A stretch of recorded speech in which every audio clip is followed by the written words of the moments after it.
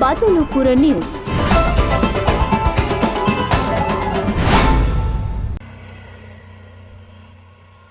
ඊයේ දින ඇල්ල පසර මාර්ගයේ ඌව ග්‍රීන්ලන්ඩ් වතුයාය අසලදී සිදු වූ අනතුරකින් 63 හැවිරිදි පුද්ගලයෙක් මිය ගොස් ඇතැයි ඇල්ල පොලිසිය පැවසුවා. ඔහු බණ්ඩාරවල ජලාසකන්ද ප්‍රදේශයේ පදිංචි අයෙක්. මොහු බස් රථයකින් බැස පාරුමාරු වීමේදී ප්‍රතිවිරුද්ධ දෙසින් පැමිණි මෝටර් රථයක ගැටී තිබෙනවා.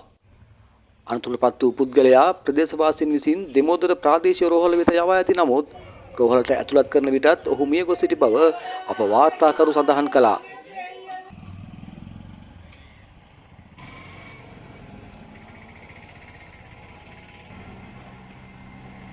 මරණයට පත් වූ පුද්ගලයා මෝටර් රථයේ ගැටෙන අයුරු ඒ අසල තිබූ CCTV කැමරාවක සටහන තිබුණේ මේ ආකාරයෙන්.